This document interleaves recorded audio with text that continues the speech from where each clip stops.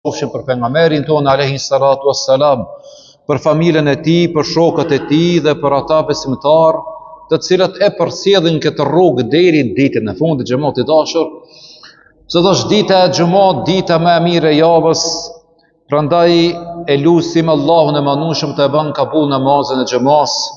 Lutim Allahun e Manushëm që të semurët tanë të shëron, të vdekurit tanë të i mëshiron, borët e tyre të i ban një kopsh nga kopshtet e xhennetit. Lutim Zotin neve të na mbron nga azabi i varrit, nga shoqëria e keqe, e nga borxhet.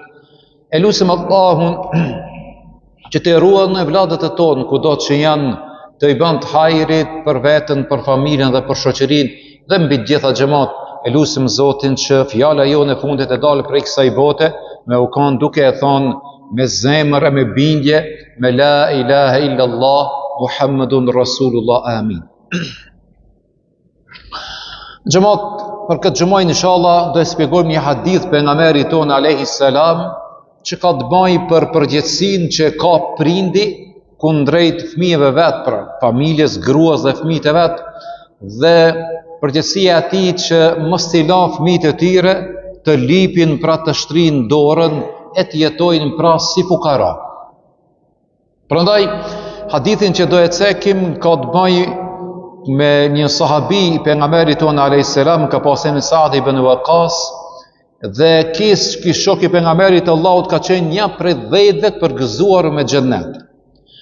Një veçori tjetër që ka pas ky sahabi ka qenë pra një punëtor shumë i fortë. Ka qenë kështu po shpreh një biznesmen dhe ka pas një pasuri të madhe. Ka marrë pjesë thuajse në gjitha betejat që ka zhvilluar pejgamberi jon alayhis salam. Dhe transmetohet në vitin e Haxhit të Lamtumirës ky hadith se thot ky sahabi erdhi Muhamedi alayhis salam tek unë për të më vizitu dhe thot unë kam qenë me një sëmundje shumë të rëndë dhe me vujtje të mëdha shumë. Edhe transmetohet ju ka drejtu pejgamberit ton alayhis salam, thot o i dërguari i Allahut, siç e shikon un jam i sëmur dhe kam shumë para dhe si trashëgimtar kam një vajzë të vetme. Ata jep sadaka ditë të tretën e pasurisë. Pejgamberi jon alayhis salam i thot jo, mos e jep. Pastaj ka thonë ata jep gjysmën e pasurisë. I përgjigjet pejgamberi jon alayhis salam ka thonë as gjysmën e pasurisë. Pastaj Sa'd ibn Waqqas i thot atë jep pasuri një tretën sadaka. Ka thonë i jep një të tretën, mirë po edhe kjo është shumë me dhomë. Ka thonë është shumë, mirë po një të tretën jep. Tash do të ndalim xhamat ta shpjegojmë këtë hadith. Pika e parë, dialogu mes Muhamedit alayhis salam dhe Sa'd ibn Waqqasit rreth një problemi social që zë vend të rëndësishëm në zhvillimin e ummetit. Ka qenë thjesht një dialog mes pejgamberit Allahut dhe sahabiut të tij për një problem social që kishte ai. E dita bëhet fjalë për pasurinë, për mënyrën se si besimtari duhet ta fitojë atë dhe si duhet ta administrojë atë. Pra, shumë më rëndësi xhamat, disa e fitojnë pasurinë, punojnë, mirë po nuk din me menaxhu, nuk din me administru me pasurinë e tyre. Punon kur gjana është nuk qetë. Ashtë problemi xhamat të administrimi, të menaxhimi i pasurisë, çfarë si duhet me bë. Për dallim ka që edhe fiton me halal, po din edhe të administron pasurinë e tij. Kështu duhet për tjetë një besimtar shumë i mirë, po shprehem një domaçin shumë i mirë, edhe me ditë me fitu me halal, po të njëjtën kohë si me menaxhu pasurinë e tij. Këtë rast pejgamberi jon alayhis salam jep zgjidhje që këtë problem pra social që i ka bërë gjatë vizitës së tij përderisa i ka qenë i sëmur, dëshmon qartë për universalitetin e tij në rolin e edukatorit, në rolin e analistit dhe të njeriut të modest. Pejgamberi Allahu xhamat thjesht përpos që pejgamberi Zotit po edhe edukator. Njëjtin kohë edhe njeri modest, ka shku e ka vizitu një shokin e tij. Këtu shifat ajo shkasht, ajo universaliteti që ka pas pejgamberi Allahut. Pastaj xhamat, prindi e ka për detyrë dhe e ka për obligim që të kujdeset për fëmijën e tij. Prindi e ka për obligim që të kujdeset për fëmijët e tij dhe ai duhet ta kërkojë riskun halal. Sepse në këtë mënyrë xhamat do ta hieshonte jetën në sytë e fëmijëve të tij. A thua pse xhamat? Sepse pejgamberi jon alayhis salam ati i tha, është mirë për ti që të lësh trashëgimtar me pasurin e mos ta shtrin ata dorën pra për me jetu të varfër. Pa kjo është një krenari që ka pra i Zoti i shtëpisë, që ata mos ta shtrin dorën, por prindi e ka për obligim me ju lën atyre pasuri, trashëgimtarëve pra fëmijëve të vet, gruas vet, e mos ta shtrin ata dorën për me kërku tjetrin. Njëjtën kohë xhamat, ka një këshill për çdo babë, që është përgjegjës për fëmijët e tij dhe për gruan e tij. Është mirë përsëri po e lexoj hadithin e pejgamberit alayhis salam, që trashëgimtarët fëmijët e tij të i lash të pasur, se sa të varfër duke lipur tek njerëzit. Këtë fjalë ati pra ja ka thonë xhamat, kjo vlen edhe për mu, edhe për ti dhe për secilin zot të shtëpisë. Krahas kësaj xhamat pejgamberi jon alayhis salam e nxit dhe e motivon besimtarin që t'jap sadaka, edhe mos tjetë egoist dhe ta i kalon pra vetveten e tij. Në këtë mënyrë pra pejgamberi Allahu xhamat dëshiron që të jetë pra të frima e bashkëpunimit dhe solidaritetit. Pejgamberi Allahut nuk i tha, mos e jepni pasurinë moje për vete, pa i në shtrat i sëmur dhe afër shumë pra vdekjen. Këtu ka mbjell frymën e bashkëpunimit dhe solidaritetit. Kjo është shifat ai dialogu që ka zhvilluar pejgamberi Allahut me Saad ibn Waqasin. Një vlerë tjetër që përfitojmë nga ky hadith është ndjenja e përgjegjësisë ndaj shoqërisë dhe individit. Një ndjenje lartë ndaj shoqërisë dhe individit. Shohim xhamat se ky sahabi i nderuar, edhe pse ishte me një gjendje shumë të rëndë shëndetësore, ai nuk u dëshpëru se po e le pas vete një pasuri të madhe.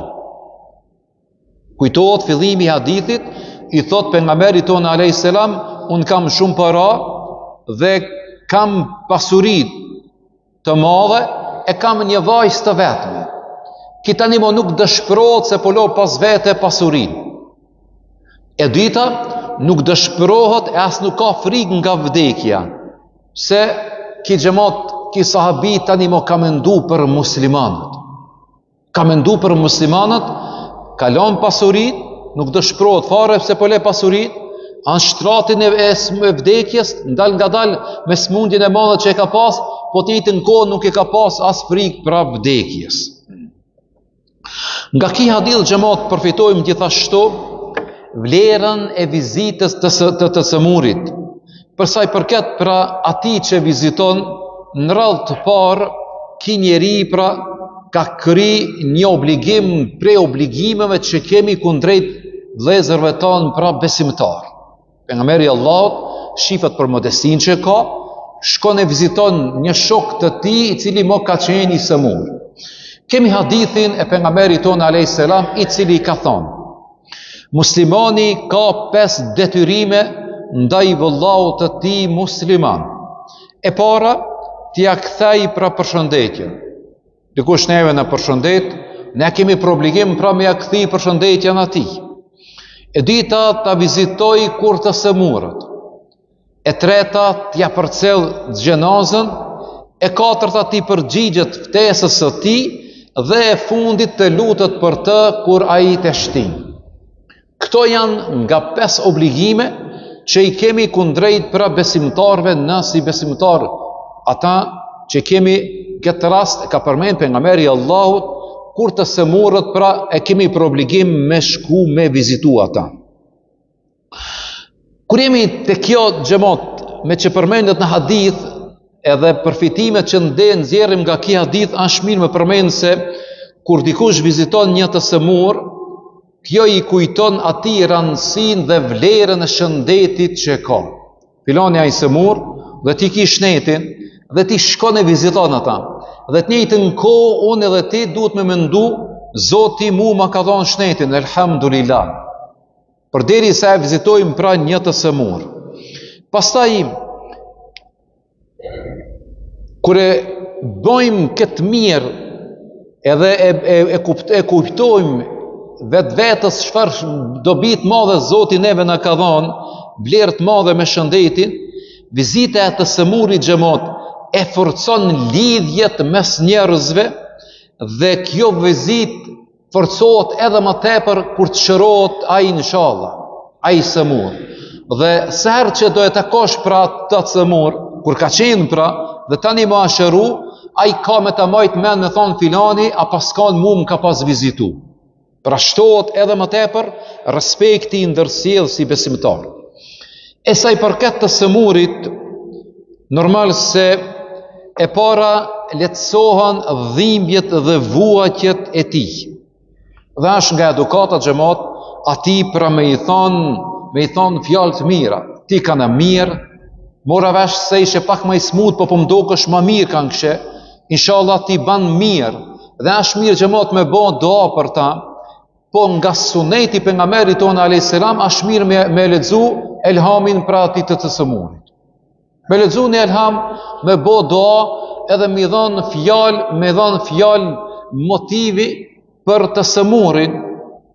Tamam, nëse shumë është i lodhur, përsëriti mi thonë, ti mirë po dokësh, ti ki më bo hala më mirë, këtë që të fjallë ndikojnë pra shpirtërisht me a lehtësu ati atë gjendje shëndetësore të rëndë që e ka. Pastaj xhamot, në përgjithësi, vizita duhet jetë e shkurtër dhe në kohën e përshtatshme. Këtu kemi xhamot, një vërejtjet që duhet ta përmendni te xhamati jonë në përgjithësi pra. Kur shkojnë në vizit me pa një smut, ai e ban një nejet plot krejt aty.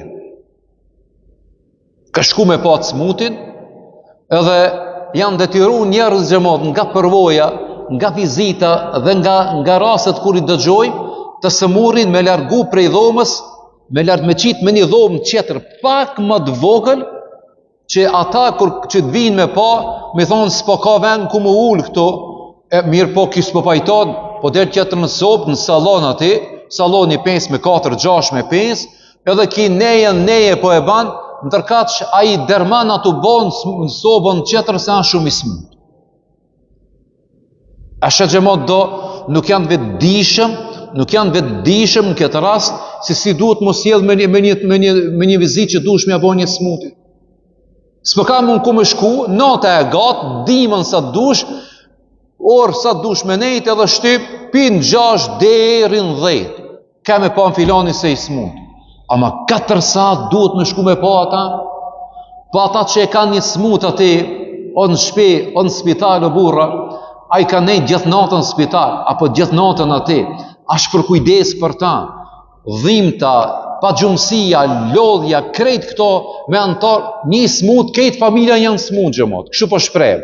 Këtë familja janë smut, edhe kja quki, bosi po shkon për viziton, 3 orë, 4 orë rri ati, kem vëllë nejtë muhabet bënëm, ama kem edhe pa më të smutit. Kja nuk kam më vizit xhamot. Kja nuk kam vizit. Kja është e teprume. E tani ka një rast për jashtimi. Cila është rast për jashtimi xhamot? Nëse i sëmuri është në gjendje të mirë. Edhe ai kërkon me vazhdu pra nejen, ama i sëmuri kërkon me vazhdu nejen xhamot. Jo ti mja pru muhabetin, qish mos po më thot rri. Tamam që ai ka këmbgul i sëmuri, rri se jam mirë, në këtë kohë, në këtë moment, në qëtë orë, është mirë me nejtë. E kur të nejna ati xhamot, është mirë me bo një muhabet shumë të mirë, edhe mos me sedh muhabetin e smujës që e ka ai. Thjesht me bën një muhabet në përgjithësi që ai atë i kalon atë dhimbje, po them, dhe atë gjendje tranë shëndetësore që e ka mirë e më mirë. Një pikë tjetër që mund me nxjerr nga ky hadith, konsultimi apo këshillimi me dietarët. Allahu në Kur'anin e Kerim ka thonë kështu: "Fas'alu ahla dhikri in kuntum la ta'lamun." Ka thonë pyetni ata që dinë nëse nuk jeni të informuar. Pyetni ata që dinë nëse nuk di prapë për ndonjë çështje. Ky sahabi xhamat e ka vetë pejgamberin tonë alayhis salam, dhe kjo pyetje dëshmon qartë për dëshirën e tij për të mësuar rregullat dhe mësimet e fesë. Ka një thënie që kanë thonë nga gjenerata e parë e selefëve, thonë kështu: cilësia më e mirë e njeriut është kur ai pyet për një çështje edhe ai nuk e di ata. Cilësia më e mirë e një besimtari tan kur pyet tjetrin ata që di. Nuk di, po e pyes filanin që është më i ditur se unë. Pastaj po ka një thënie tjetër: di persona nuk e mësojnë fen. Ai që ka marrë edhe ai që ka mendje madh. Dashta me vetë, po më vend marrë. Ki nuk mundet me mësu kur. Ki kur nuk mundet me mësu pi mësusit, pi hoxhës, pi ustajt vetë që e ka që anë të e morë zanatin, ki kur nuk mundet me mësu. Pse? Po më vend marrë. Edhe grupi tjetër xhamat prej mendje madhit. Edhe fare xhamat nuk ka turp me thonë nuk di. Besoni, unë për veti për ju them, po duhet me marrë shembull vetën. Sa raste kam kur jam konsultu me një hoqë që jam më i ditur se unë. Ose e kam vetë, ose i kam shkru. Çfarë mendon për këtë mesele? Shumë normale xhamata është. Nuk është marrë me thonë unë nuk e di. E kjo që i bie xhamat kështu. Për shembull, për një çështje të fesë e konsulton ai cili është i ditur për këtë lëmi. Nëse ke nevojë për shembull për kerrin, duhet më konsultu me majstorin që jam mjeshtër i asaj. Kjo është shumë normale. Ke nevojë pra më konsultu për mjekun, për shëndetin tanë, konsultohu xhamat, konsultohu me doktorin dhe shko edhe vetëm. Nuk është marrë dhe shumë normale është me ditë këtë send. Pastaj vlera e shpenzimit të pasurisë. Një mësim tjetër që nxjerrim nga ky hadithi pejgamberit tonë alayhis salam. Vlera e shpenzimit të pasurisë për gruan dhe fëmijët e tu.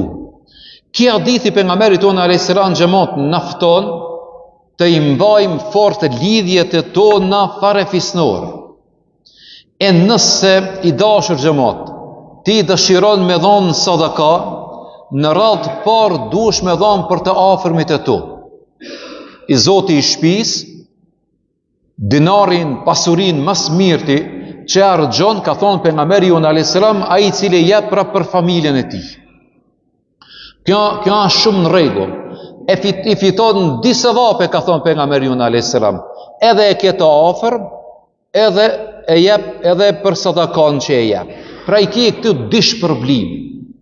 Ka disa janë tamaqar për evladin e vet xhamat. Janë tamaqar për vllavin e vet, për kushërinin, për antarin e familjes. Edhe shkon e jep dikun të dënjas shumë i largët. As që e ka familje. As nuk ndan zeqat, as nuk e jep pasurin, as nuk jep sadaka, edhe dikun jep për shembull me një qytet krejt tjetër. Kur ti thosh këshire se ki nevojë ti me dhanë për një afërm tan, që ka nevojë, as student, as jetim, ka nevojë tjetër xhamat, as i afërmi jot, aty duhesh me dhanë ti pasuri. Ky shkon dikun jep atje edhe në konto i lishon dikun tjetër. Po pse po e lishon dikun konton tjetër kur konton tane e kien familjen tane xhamat? Hiç s'ka nevojë me marr telefonin edhe me dhon xhirollogarin me lishu dikon. A ki një të afër, jepe ati sepse e ki obligim xhamat. Edhe e afërmi jot, po të njëjtën kohë kije sevap edhe pse po jep ata sadaka. Pastaj një pikë tjetër xhamat që janë shmime përmend këtu, përmendet një thënie nga gjenerata e parë. Kanë thonë kështu: besimi nuk është me aspirata, e as me veshjen e njerëzve që të duken para të tjerëve, por imani është ajo që hinë në zemër dhe atë që e vërteton pra puna. Kush mendon, ka thonë ki dietar xhamat, kush mendon se Islami as treha e njerëzve të pa punë dhe e dembeleve, ki njeri nuk e ka kuptu pra drejt Islamin. Ki njeri nuk e ka kuptu drejt Islamin. Ata se arsetim thonë kështu: ne presim riskun prej Zotit, edhe s'ka kush neve që ne merr riskun tonë. Dembelët që mendojnë se Islami as tre e të papunëve, thonë Zoti na ka caktu neve riskun edhe s'ka kush neve që ne merr ata. Këta kanë gabut shumë trashëmo. Një gabim i pafalshëm për ata njerëz që mendojnë pra në këtë rast sepse Islami nuk është i tillë. As një pejgamber i Zotit nuk është ulur, kështu po shprehem, nuk është ulur kam kriç, edhe me i prit njerëzit me art e aj, mu ul dikon, me i prit njerëzit me art e aj, edhe mi tregu për fe. Përkundrazi, gjithë pejgamberët e Zotit xhamat kanë qenë njerëz komunikativ, kanë vizitu njerëzit, këtë rast që përmendën pejgamberin e Allahut, po gjithashtu xhamat të gjithë pejgamberët e Zotit janë marrë me punë, pra, janë marrë me krah pune, janë marrë me punë fizike. Gjithë pejgamberët e Allahut, duke filluar me Ademin alayhis salam deri te pejgamberi jon i fundit që është Muhamedi alayhis salam. Gjithë pejgamberët e Zotit janë marrë pra me punë. Pastaj mbi 70 ajete gjithmonë pra përmendet imani edhe puna. Kushdo që e ndjen veten besimtar, duhet ja bashkangjet pra imanit të tij edhe punën. Kjo është shumë me rëndësi për ta kuptuar, për ndryshe nuk e kemi kuptuar qartë edhe mirë pra dinin tonë. Çfarë thot Allahu në Kur'anin e Kerim? Ja ayyuhalladhina amanu idha nudiya lis-salati al-jum'a fas'au ila dhikrillah. O ju të cilët keni besuar, kur thirrët ezani, ka thënë ju nxitoni për ta fal namazin e xhamas. Në dinin tonë xhamat nuk ka një ditë pune. Nuk ka një ditë pushimi, falni. Nuk ka një ditë pushimi. Edhe dita xhumo, edhe pse janë ditë feste, edhe janë një ditë shumë e dashur për neve, na vinë fal në namazin e xhumas. Kjo është shumë në rregull. Edhe nuk është e barabartë ai i cili i ka pas teshat e punës, i ka desh ato, ka marr abdes, ka vesh tesha treja edhe ka ardhur në xhami. Për dallim për dikujt ku ka dalë prej shtëpie i papunë, ka dalë prej kafe dhe po vina me fal namazin e xhumas. Mirë që po fal namazin e xhumas. Mirë po dikush del prej pune, vjen këtu e fal namazin e xhumas. Pasi ta falë namazin e xhumas e vazhdon pra punën. Për dallim për shembull prej të tjerëve, të fe të tjera, ku përcaktohen ato një ditë adhurimi i plot, ndërsa në dinin tonë xhamat, edhe xhumi, edhe puna, edhe haja, edhe pushimi, gjitha këto janë pra adhurime në jetën e tonë pra të përditshme. Dikush do thojë kështu, po sa shte mundur, o hoxh na krejt me kalu me punë. Unë të kuptoj ti se njeriu ka nevojë për pushim, e njeriu ka nevojë për xhum, e për vizitë, e për një hajeng, për një darsëm, e për gjitha këto. Mirë po në parim xhamat, në parim po them, nuk ka në dinin tonë diçka që besimtari mundet mi thonë vetës, kjo kana një ditë adhurimi, s'ka punë. Përkundrazi edhe namazin e xhumas, ka thonë kur thirrët ezani, shko fale namazin e xhumas. Pasi të kryet namazin e xhumas, ka thonë shpërndahuni dhe kërkoni pra rizkun e Allahut. Kjo jep qarë xhamat për ta kuptuar se xhennetin të cilin na shumë e duam, e Zoti inshallah neve na e boft nasib për xhennetin, nuk bëhet vetëm me fjalë, por bëhet edhe me punë. Se herë që Zoti ka përmend xhennetin, e ka përmend pra edhe punën. Çfarë ka thënë Allahu në Kur'anin e Kerim? Kja është shpërblimi për atë që punuat. Kja është shpërblimi, pra kja në xhenneti, për atë i cili pra ka punuar. Është e vërtet se na nuk mujna me hinë në xhennet me punën tonë. Pa hi, pa mos më kanë xhamat, pa mos më kanë mëshira e Allahut. Mi pa mos harrojmë se puna është një nga kushtet themelore për ta fituar xhennetin. Por mbi të gjitha është rahmeti i Allahut që e fut atë besimtar pra në xhennet. Prandaj xhamat ta marrim si rregull jot, ta marrim parim jete, që përderisa i ki dalë zot familjes dhe i jeti domaçini familjes, mas mirti ta lajmë pra pas vete trashëgimtar, e të lajmë pas vete pasuri që fëmijët e tonë pra mos ta shtrin dorën. Kjo është imani më i fortë një besimtari që mundet me pas parasysh. Sepse pejgamberi jon alayhis salam atij sahabiut i tha, jo pasurin krejt me dhonë, as ditë tretët, as gjismën, as një të tretën, ka thonë edhe kjo është shumë, po mundesh me dhonë si sadaka, e ati pra i tha që vlen edhe për neve, ka thonë është më mirë për ti, me lanë pas vete, trashëgimi, pasuri, që fëmijët e tu, pra familja jote, mos ta shtëni pra dorën qetrit. Ki hadith xhamat, tamam duhet jetë hadith i jon i përditshëm, me një jetin tonë të përditshëm si besimtar, me i thonë vetës, tani mone kam familje, kam gëru, e kam fëmijë, e nuk është e udhës me kuptu gabimisht dinin tonë se Islami është tre e të papunave. Për kundrazi pra, Islami është një mburoj, një mbules e madhe e atyre të cilët pra punojnë. E ki sahabi xhamat, nga 10 ka qenë i përgëzuar me xhennet. Nga 10 sahabat e përgëzuar me xhennet, 7 prej tyre kanë qenë njerëz të pasur. Kështu po shprehem fjalorin ton të sotshëm, 7 prej tyre kanë qenë biznismena.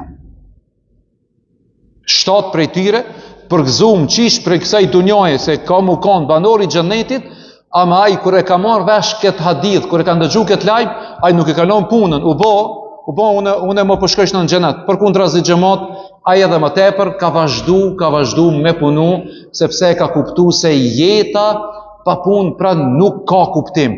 Jeta pa angazhime nuk ka kuptim. Jeta pa përgjegjësi nuk ka kuptim. Kur ki angazhime, kur ki përgjegjësi, tamam ja ki dhanë shijen jetës tënde. Lutem Allahun xhamat që të pasurinë tonë të fitojmë me halal, edhe fëmijët e tonë, edhe gratë tona, t'i ruajmë me nder e me krenari, e pastaj presje, t'japim sadaka e t'japim zeqat, kështu pra të rrisim bashkëpunimin edhe frimën e vllaznillokët mesin ton. Walhamdulillahi Rabbil Alamin. El Fatiha.